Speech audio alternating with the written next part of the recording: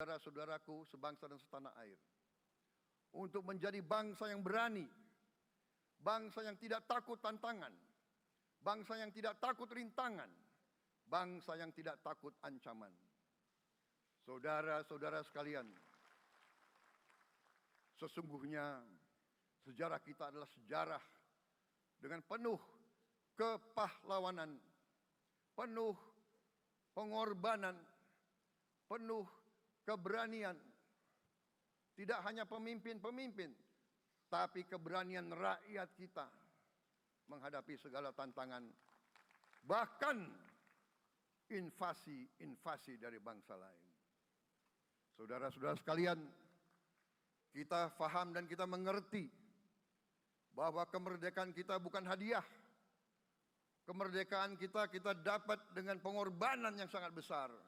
Saudara-saudara sekalian, dan kita harus faham dan ingat selalu, pengorbanan yang paling besar adalah pengorbanan dari rakyat kita yang paling miskin. Wong cilik yang berjuang, yang memberi makan kepada pejuang-pejuang. Janganlah kita lupa, waktu kita perang kemerdekaan, kita tidak punya anggaran, kita tidak punya APBN, pasukan kita tidak digaji. Siapa yang memberi makan kepada kita? Yang beri makan adalah para petani di desa-desa. Yang beri makan adalah para nelayan. Yang beri makan adalah para pekerja. Terus-menerus mereka yang mendirikan Republik Indonesia. Sekarang saya mengajak saudara-saudara, terutama unsur pimpinan dari semua kalangan, dari kalangan cendekiawan, dari kalangan ulama, dari kalangan pengusaha, dari kalangan pemimpin politik, dari kalangan pemuda dan mahasiswa. Mari kita berani menghadapi tantangan-tantangan tersebut. Saudara-saudara sekalian, tantangan yang besar yang kita hadapi ada yang berasal dari luar kita. Tapi harus kita akui, harus kita berani mengakui, banyak tantangan, banyak kesulitan, banyak rintangan yang berasal dari diri kita sendiri. Ada tantangan-tantangan, kesulitan-kesulitan yang terjadi karena kita kurang waspada. Karena kadang-kadang kita tidak handal dan tidak piawai dalam mengurus kekayaan kita sendiri. Saudara-saudara sekalian, marilah kita berani mawas diri. Marilah kita berani menatap wajah kita sendiri. Dan mari kita berani memperbaiki diri kita sendiri. Marilah kita berani mengoreksi diri kita sendiri. Saudara-saudara sekalian, kita harus menghadapi kenyataan bahwa masih terlalu banyak kebocoran, penyelewengan, korupsi di negara kita. Ini adalah yang membahayakan masa depan kita dan masa depan anak-anak kita dan cucu-cucu kita.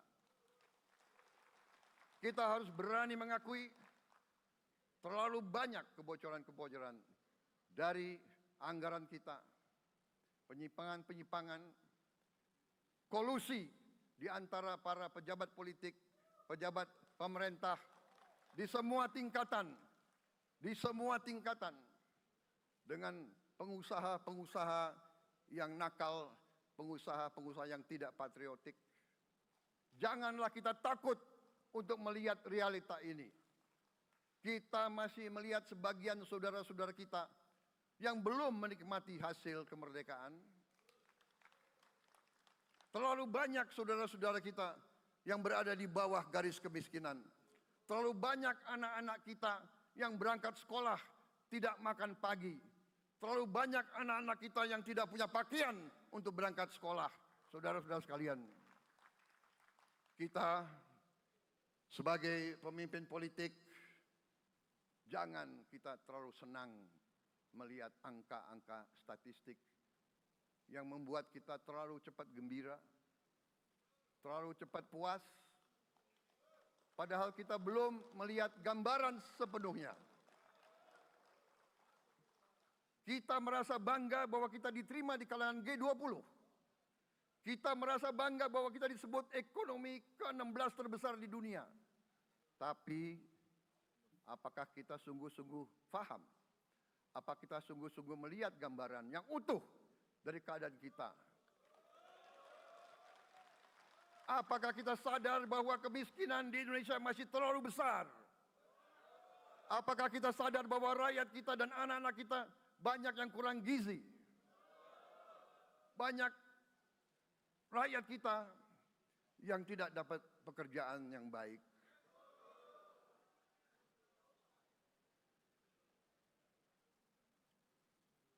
Banyak sekolah-sekolah kita yang tidak terurus. Saudara-saudara sekalian, kita harus berani melihat ini semua. Dan kita harus berani menyelesaikan masalah ini semua.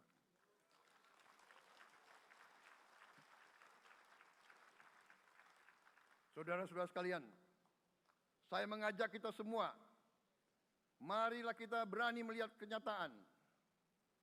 Kita boleh bangga dengan prestasi kita. Tapi marilah kita jangan tertegun. Jangan terlalu cepat puas. Jangan terlalu cepat gembira dengan menutup mata dan hati kita terhadap tantangan-tantangan dan penderitaan saudara-saudara kita. Saudara-saudara sekalian, kita tidak boleh memiliki sikap seperti burung unta yang kalau melihat sesuatu yang tidak enak, ia memasukkan kepalanya dalam tanah. Mari kita menatap ancaman dan bahaya dengan gagah. Marilah kita menghadapi kesulitan dengan berani. Saudara-saudara sekalian, marilah kita berhimpun. Marilah kita bersatu untuk mencari solusi-solusi. Mencari jalan keluar dari ancaman dan bahaya tersebut. Saudara-saudara sekalian, saya telah mencanangkan bahwa Indonesia harus segera swasembada pangan dalam waktu yang sesingkat-singkatnya. Kita tidak boleh tergantung sumber makanan dari luar. Dalam krisis, dalam keadaan genting, tidak ada yang akan mengizinkan barang-barang mereka untuk kita beli. Karena itu, tidak ada jalan lain. Dalam waktu yang sesingkat-singkatnya, kita harus mencapai ketahanan pangan.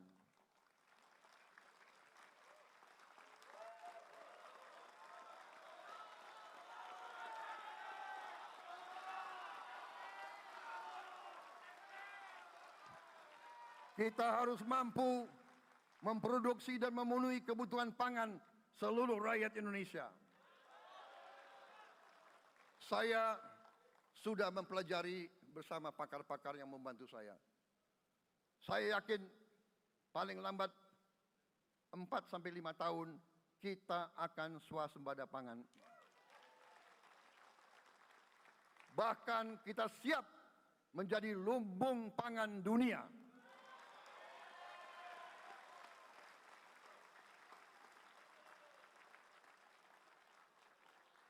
Saudara-saudara sekalian, kita juga harus swasembada energi. Dalam keadaan ketegangan, dalam keadaan kemungkinan terjadi perang di mana-mana, kita harus siap dengan kemungkinan yang paling jelek. Negara-negara lain harus memikirkan kepentingan mereka sendiri. Kalau terjadi hal yang tidak kita inginkan, sulit akan kita dapat sumber energi dari negara lain. Karena itu, kita harus swasembada energi dan kita mampu untuk swasembada energi. Kita diberi karunia oleh Tuhan Maha Besar. Tanaman-tanaman yang membuat kita bisa tidak tergantung bangsa lain. Tanaman-tanaman seperti kelapa sawit bisa menghasilkan solar dan bensin. Kita juga punya tanaman-tanaman lain seperti singkong, tebu, sagu, jagung, dan lain-lain. Kita juga punya energi bawah tanah, geotermal yang cukup. Kita punya batu bara yang sangat banyak. Kita punya energi dari air yang sangat besar. Saudara-saudara sekalian, pemerintah yang saya pimpin nanti akan fokus untuk mencapai swasembada energi. Kita juga harus mengelola air kita dengan baik. Alhamdulillah kita punya sumber air yang cukup dan kita sudah punya teknologi menghasilkan air yang murah dan yang bisa memenuhi kebutuhan kita. Saudara-saudara sekalian, juga semua subsidi, bantuan kepada rakyat kita yang masih dalam keadaan susah, harus kita yakin subsidi-subsidi itu sampai kepada mereka yang butuhkan. Kita harus berani meneliti dan kalau perlu kita robah subsidi itu harus kepada langsung keluarga-keluarga yang membutuhkan itu. Dengan teknologi digital kita akan mampu sampai subsidi itu sampai ke setiap keluarga yang membutuhkan. Tidak boleh aliran-aliran bantuan itu tidak sampai ke mereka yang butuh itu. Saudara-saudara, anak-anak kita semua harus bisa makan bergizi minimal 1 kali sehari. Dan itu akan kita lakukan dan itu bisa kita lakukan, saudara-saudara sekalian. Selain itu, menjamin melindungi mereka yang paling lemah untuk mencapai kesejahteraan sejati, kemakmuran yang sebenarnya, kita harus melakukan hilirisasi kepada semua komoditas yang kita miliki. Nilai tambah dari semua komoditas itu harus menambah kekuatan ekonomi kita sehingga rakyat kita bisa mencapai tingkat hidup yang sejahtera. Seluruh komoditas kita harus bisa dinikmati oleh seluruh rakyat Indonesia. Saya sudah katakan kita harus berani menghadapi dan memberantas korupsi dengan perbaikan sistem, dengan penegakan hukum yang tegas, dengan digitalisasi, insya Allah kita akan kurangi korupsi secara signifikan. Tapi ini harus kita lakukan. Seluruh unsur pimpinan harus memberi contoh. Ing ngarso sing tulodo. Saudara-saudara sekalian, ada pepatah yang mengatakan, kalau ikan menjadi busuk, busuknya mulai dari kepala. Semua pejabat dari semua eselon dan semua tingkatan harus memberi contoh untuk menjalankan kepemimpinan pemerintahan yang sebersih-bersihnya. Mulai dengan contoh dari atas dan sesudah itu penegakan hukum yang tegas dan keras. Saudara-saudara sekalian, semua kita percaya dan kita yakin kita akan punya kekuatan untuk bisa menghilangkan kemiskinan dari bumi Indonesia. Ini sasaran yang berat. Bahkan banyak yang mengatakan bahwa ini sesuatu yang tidak mungkin. Saudara-saudara, pemimpin yang berani, pemimpin yang baik akan terpanggil untuk menghadapi yang tidak mungkin dan mencari jalan agar yang tidak mungkin kita atasi.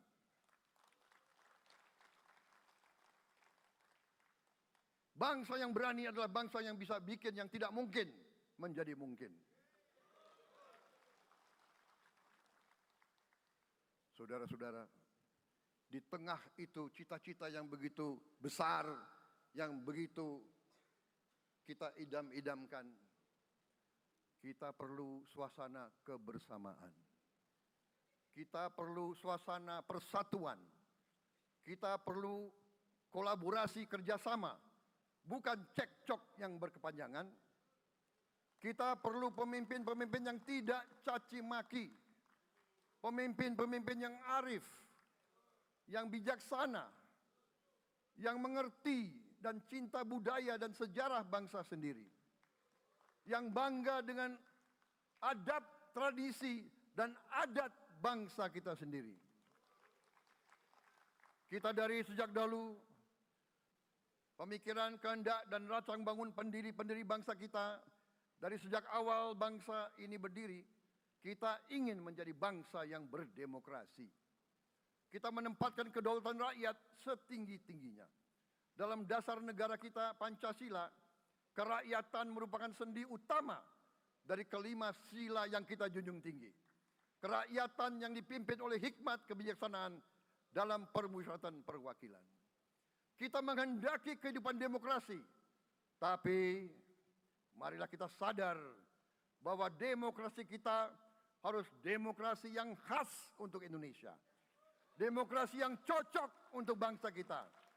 Demokrasi yang berasal dari sejarah dan budaya kita. Demokrasi kita harus demokrasi yang santun. Demokrasi di mana berbeda pendapat harus tanpa permusuhan. Demokrasi di mana mengoreksi harus tanpa caci maki. Bertarung tanpa membenci. Bertanding tanpa berbuat curang. Demokrasi kita harus demokrasi yang menghindari kekerasan, yang menghindari adu domba, yang menghindari hasut-menghasut. Demokrasi kita harus demokrasi yang sejuk, demokrasi yang damai, demokrasi yang menghindari kemunafikan. Hanya dengan persatuan dan kerjasama kita akan mencapai cita-cita para leluhur bangsa kita. Bangsa yang gemah ripah loh jinawi, toto tentrem kertoro harjo. Bangsa yang baldatun, tojibatun, warobun gofur. Bangsa di mana rakyat cukup pangan, cukup sandang, cukup papan. Cita-cita kita adalah melihat wong cilik iso gemuyu. Wong cilik bisa senyum, bisa ketawa. Saudara-saudara sekalian, kita harus ingat bahwa kekuasaan itu adalah milik rakyat. Kedaulatan itu adalah kedaulatan rakyat. Kita berkuasa seizin rakyat. Kita menjalankan kekuasaan harus untuk kepentingan rakyat. Kita harus selalu ingat, setiap pemimpin dalam setiap tingkatan harus selalu ingat, pekerjaan kita harus untuk rakyat.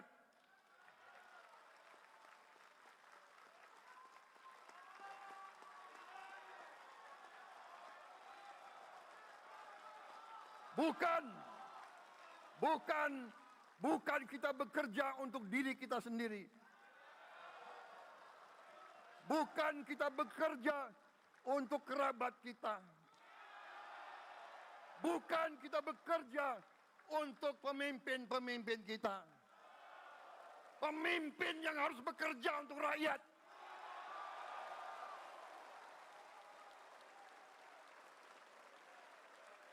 Saudara-saudara sekalian, kita harus mengerti selalu, sadar selalu bahwa bangsa yang merdeka adalah bangsa di mana rakyatnya merdeka. Rakyat harus bebas dari ketakutan, bebas dari kemiskinan, bebas dari kelaparan, bebas dari kebodohan, bebas dari penindasan, bebas dari penderitaan.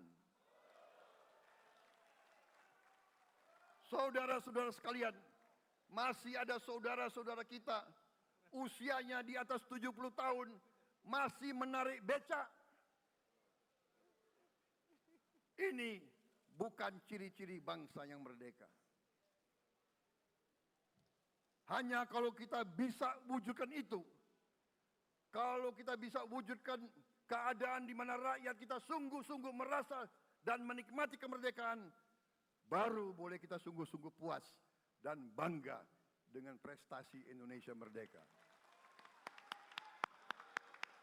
Sebelum itu, marilah kita kerja keras. Marilah kita berjuang tanpa menyerah.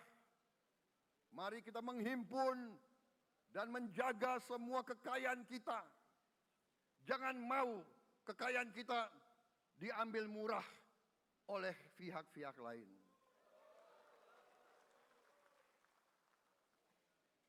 Saudara-saudara sekalian, semua kekayaan kita harus sebesar-besarnya untuk kepentingan dan kemakmuran rakyat kita.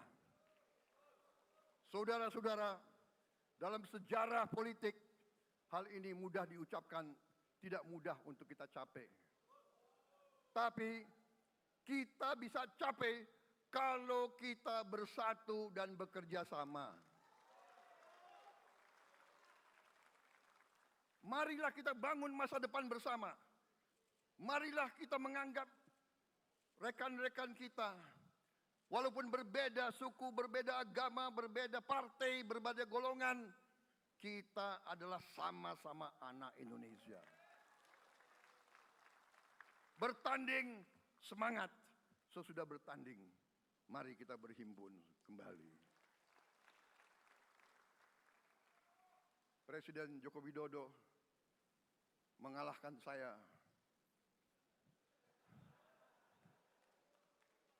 berapa kali ya, saya lupa. Tapi begitu beliau menang ya, beliau mengajak saya bersatu.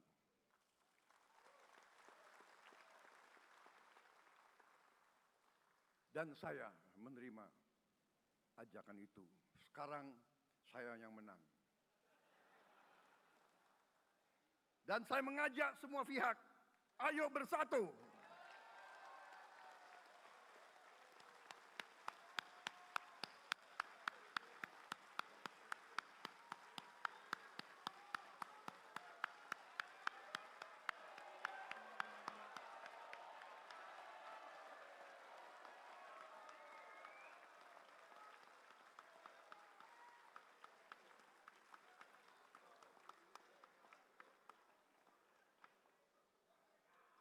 Saudara-saudara sekalian, dalam menghadapi dunia internasional, Indonesia memilih jalan bebas aktif, non-blok, non-aligned. Kita tidak mau ikut fakta-fakta militer manapun. Kita memilih jalan bersahabat dengan semua negara. Sudah berkali-kali saya cadangkan, Indonesia akan menjalankan politik luar negeri sebagai negara yang ingin menjadi tetangga yang baik. We want to be the good neighbor. Kita ingin menganut filosofi kuno. 1000 kawan terlalu sedikit, 1 lawan terlalu banyak.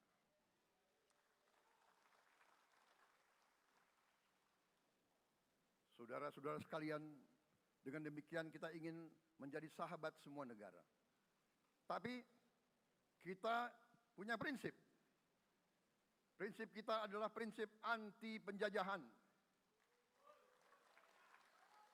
Karena kita pernah mengalami penjajahan.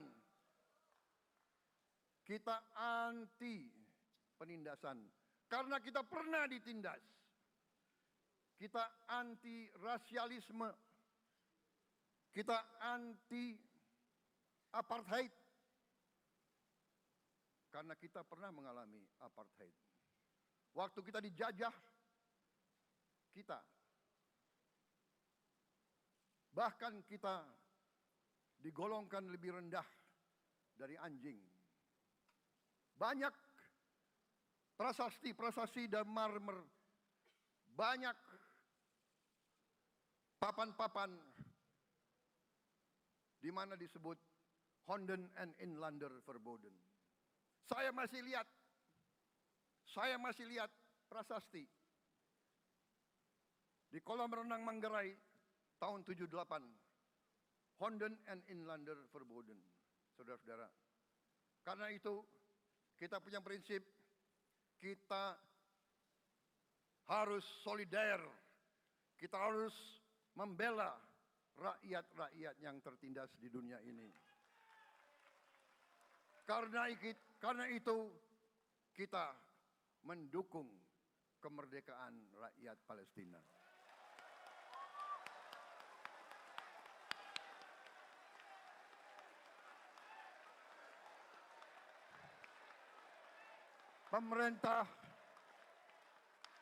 Pemerintah Presiden Joko Widodo sudah mengirim banyak bantuan. Hari ini kita punya tim medis yang bekerja di Gaza, di Rafah, dengan risiko yang sangat tinggi.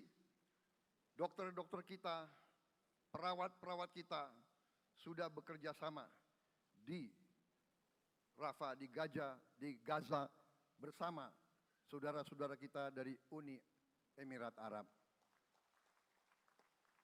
Dan kita pun siap untuk mengirim bantuan yang lebih banyak.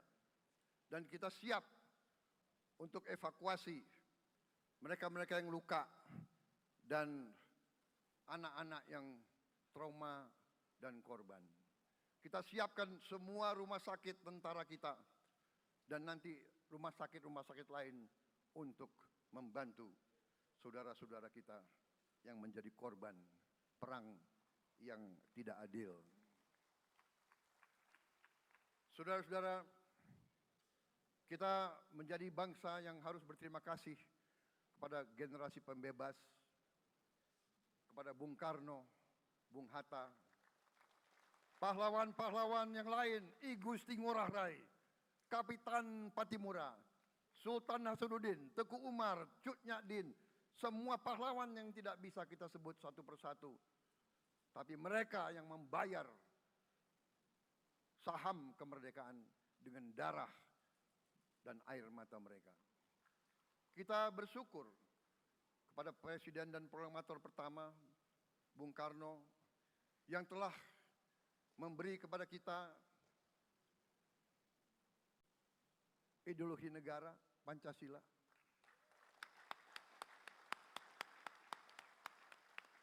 Yang keluar masuk penjara, dibuang di mana-mana dari sejak muda karena memperjuangkan Indonesia merdeka. Indonesia tidak mau menjadi darah bagi bangsa-bangsa lain. Soekarno, Hatta, Syahrir, semua pendiri bangsa ini berkorban dan telah memimpin kita dengan baik.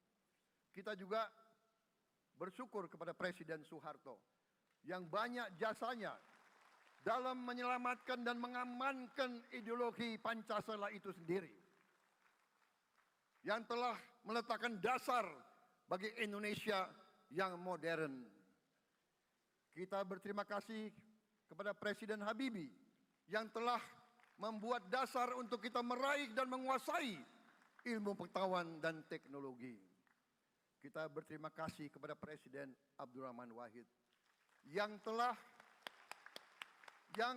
memberi contoh toleransi antar agama, antar suku, yang menjunjung tinggi inklusif, Indonesia yang inklusif dan toleran. Kita berterima kasih kepada Presiden Megawati yang menyelesaikan masalah-masalah ekonomi akibat crash tahun 98. Harus diakui, di bawah pemerintah Megawati, masalah perusahaan-perusahaan yang banyak hancur dapat diperbaiki dan diselamatkan. Kita harus berterima kasih kepada Presiden Susilo Bambang Yudhoyono yang memimpin Indonesia di saat krisis yang sangat berat. Menghadapi tsunami, menyelesaikan bersama Wakil Presiden Yusuf Kala, menyelesaikan pertikaian di Aceh yang sudah berjalan begitu lama. Ini prestasi yang harus kita akui. Saudara-saudara sekalian, mereka semua dengan cara masing-masing memiliki sumbangsih terhadap apa yang sekarang kita nikmati. Negara kesatuan yang utuh, yang berdaulat, yang merdeka, yang terus menjaga dan berjuang untuk kemerdekaan dan keadilan. Saudara-saudara sekalian, sekarang kita ucapkan terima kasih juga kepada Presiden Republik Indonesia yang ketujuh. Presiden Joko Widodo dengan Wakil Presiden Profesor Ma'ruf Amin. Terima kasih atas kepemimpinan Bapak. Terima kasih atas kenegarawanan Bapak. Bapak telah menakodai bangsa ini melalui krisis-krisis yang sungguh sangat berat.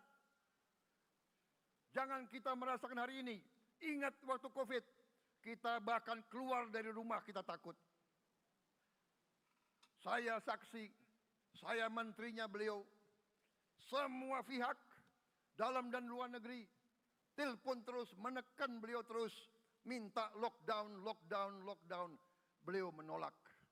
Beliau berpikir, kalau kita lockdown, bagaimana wong cilik, bagaimana warung Tegal, bagaimana ojol, bagaimana rakyat-rakyat yang makannya dari upah harian. Jangan kita lupa prestasi pemimpin-pemimpin kita. Terima kasih Pak Jokowi, terima kasih Profesor Ma'ruf Amin. Anda telah berjasa, Anda akan dikenang sebagai putra Indonesia yang termasuk terbaik. Saudara-saudara sekalian, akhir kata, saya mohon doa restu saudara-saudara. Mari kita bangun Indonesia di atas landasan yang sudah dirintis oleh pendahulu-pendahulu kita. Mari kita belajar semua kekurangan kita akui dan kita perbaiki. Hentikan dendam, hilangkan kebencian, bangun kerukunan, bangun gotong royong. Itu kepribadian bangsa Indonesia. Itu ajaran Bung Karno sendiri. Saudara-saudara sekalian,